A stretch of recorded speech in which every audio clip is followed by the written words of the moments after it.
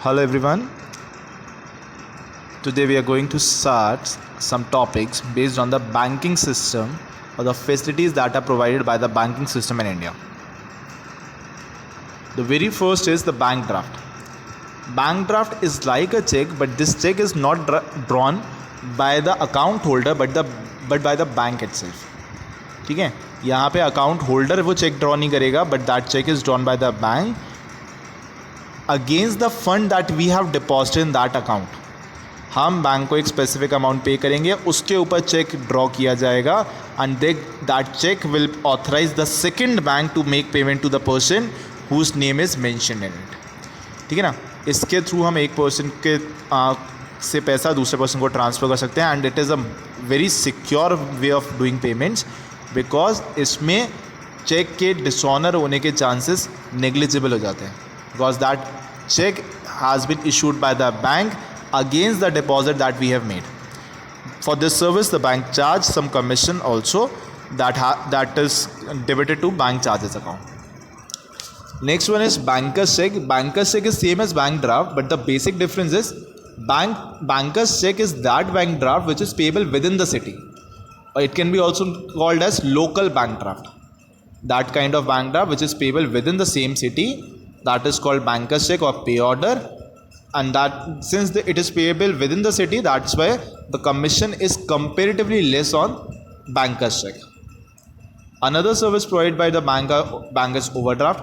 As we already know, overdraft facility means the account holder can withdraw more amount than what is it actually is actually in the balance of his account. This service is provided up to a specific limit for an agreed period, and on this the bank charges stipulated rate of interest. Cash credit is again an arrangement between the borrower and the bank to withdraw up to a certain limit against security. Short, medium term and long term loans are usually the loans given for short period, that is 1 year, medium term that is up to 5 years, and long period for more than 5 years. It can be of secured, that means the bank may ask for security, or it can be unsecured, that means without any collateral. The amount has to be paid back by the borrower in installments to the bank. Nowadays we have shifted to e-banking as well. In today's world we are doing the transaction, most of them are through internet only. तो internet banking के या फिर e banking के क्या benefits हैं for the customer as well as for the bank, अब एक बार उसको डिस्कस कर लेते हैं. The very first benefit of e banking to the customer is that the payment is digital and it is transparent. There can never be any kind of embezzlement when we talk about e-banking transactions because everything is true and fair in this. If you have mentioned the correct account number and IFSC code, the account will be debited or credited to the specific account only and the same amount will be transferred. Another benefit is the service is 24/7. The person can take e-banking service anytime during the day. It is convenient. You don't have to travel to bank. You don't have to stand in long queues. You can simply do these transactions sitting at your office, sitting in your home. So it is more convenient. Financial discipline maintained होता है. That means the customer is able to find out how much he is depositing and how much he is withdrawing. So he can maintain a discipline between his income and his spendings. Unlimited access there. If you go to a regular bank, there's a time limit for that. There's a time limit for the counter as well, that you cannot stand there for full day.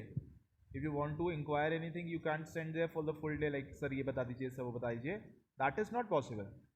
But in case of e-banking, there is unlimited access. There is unlimited access. That means you can get every information and you can do almost most of the transactions through e-banking. So there is unlimited access and bank is not limited to the walls only. Less risk.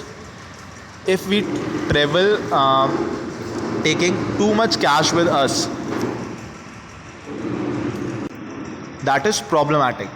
There's a chance, there's a risk that the amount can get stolen or can get lost. But with the benefits of e-banking, the bigger amounts can also be transferred easily from one place to another within no time. And at the same time, the banks also get benefits from e-banking because firstly they get competitive advantage. The customers are now so vigilant that they always inquire about how the banking services, e-banking services are of a specific bank.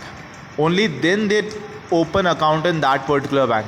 So if a banking business is providing better services than that of the others, customers will surely shift to that particular bank only. Unlimited network is there. The bank doesn't have to open more and more branches because the customer can easily access the banking services at his or her mobile only. Only they have to come to the bank for signature purpose. The rest of the work can be done from their phone itself. Reduce loads on branches because the transactions are now computerized. They are uploaded to the core banking system. They are computerized. That is why the overall workload has somehow reduced on the branches. They don't have to maintain the pen and paper records for each and everything, and it is more convenient to record it on computer. So this is it for today. In the next video we will discuss the different modes of e-banking systems that are operating in the present world. Till then, take care and have a great day.